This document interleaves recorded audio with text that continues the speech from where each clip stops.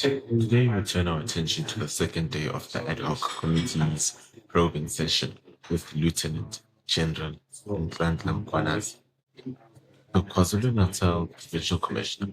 What unfolded was not just a continuation of testimony, it was a window into the deeper fractures threatening our law enforcement and democratic foundations. As someone who cares deeply about this kind of potential, I find these revelations both alarming and necessary.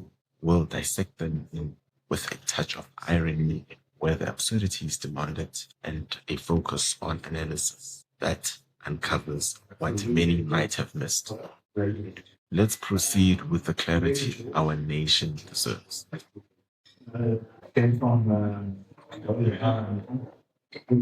yeah, I work in Congo, Huh? No.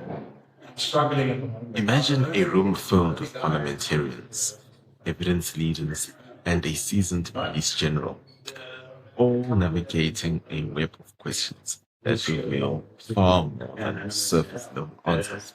The session began with procedural debates that at first glance seemed mundane, arguments over time allocations, question batches, and even language use, which came from Malema and the great communist Soviet Likhanyane.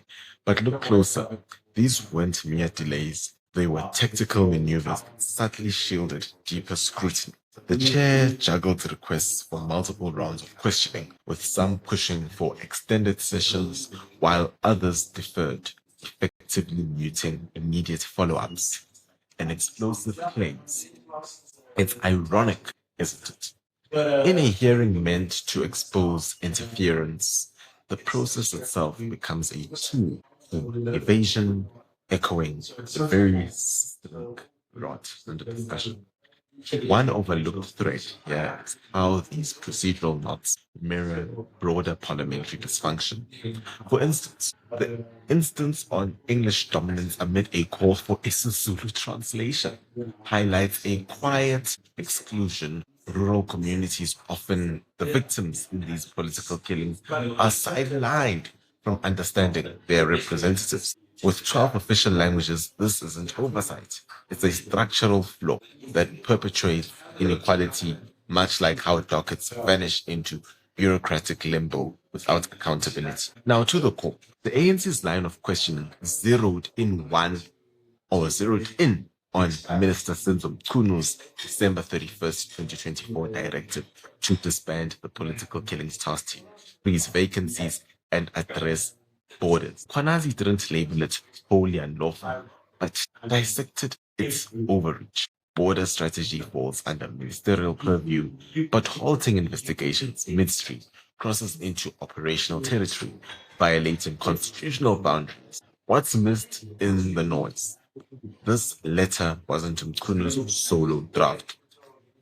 Evidence of back and forth visions by a chief of staff, Vusi Kabande, points to external influences, possibly insiders tied to syndicates, no pre-briefing from the National Commissioner or the IMC, despite the team's successes such as a calculated blindside, contradicting Ramaphosa's public praise for the political killings task team. Delving deeper, Mkhwanazi unraveled IDAC's rogue section, a faction of ex-SAPS intel officers like Advocate Padaichi operating as enablers with unqualified hires and docket poaching from IPID. Overlooked, this isn't random. It's a KZN pipeline. Names like Woodley, Perumal, Balchin, Williams, and Shabangu surface, where retired cops handpick magistrates in Eastern Cape, KZN, and Gauteng for warrants and bails. A prosecutor throwing an arrest warrant, fearing job loss.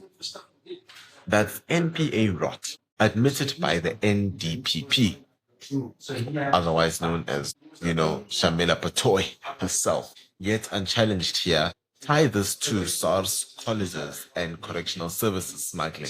Example, Matlala's prison phone, and you see a syndicate web spanning institutions. The big five tender barons, Mkhwanazi names, two being Vusi Matlala Kat Matlala and Khatis Mfega in court. Hints at 3 unnamed government contractors. Now, the missed nuance here is prison meetings outside hours, example, the Pietermaritzburg facilitating mayor syndicate talks, and the judicial oddities, Magistrate Mchunu, illogically nationwide intel bans on Khumalo. These aren't anomalies. They enabled by human rights loopholes, turning prisons into luxury hubs. 500 Rand day inmate costs versus 350 Rand grants. This is the country that we live in. A persevere incentive for crime. MK and AFF probes exposed, chain of command breakdowns. The political killings task team was Netcom established. IMC oversaw earlier respected protocols. Mchunu bypassed. No election handover means limbo ministers restart blind. Perpetuating chaos. ANC fighting at its core. EFF's Skosana flags elites guarding private interests, such as Richard Bay Minerals, where Ramaphosa seems to be linked allegedly, echoing Mkhwanazi's reforms to decentralize powers to provinces, with its secret funds go unheeded, highlighting Netcom's monopoly as a vulnerability. Khumalo's arrest as a project to derail Gauteng's counter-intel, Bale's calculated overreach, screams sabotage, leaks exposing safe houses, and a criminal act compromising lives, yet no probe demanded here.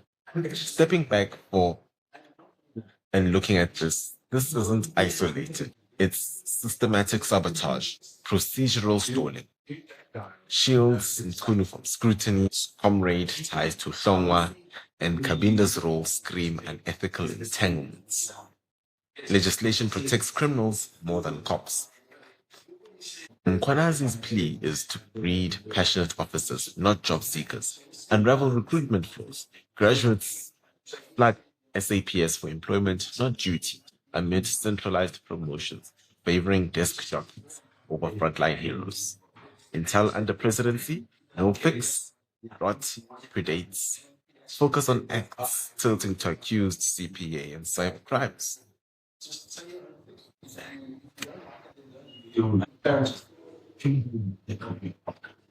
We've got to look at this. Yet, hope lies in truth tellers like Mkhwanazi.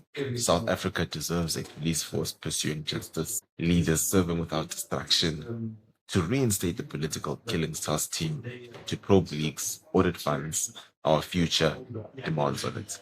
Till next time, don't forget to like, share, and subscribe to this channel, as well as you can support the work we do by supporting us financially, just by signing up to be a member of our channel, so that you can buy me a coffee through the super chats below. Till next time, stay safe and keep free.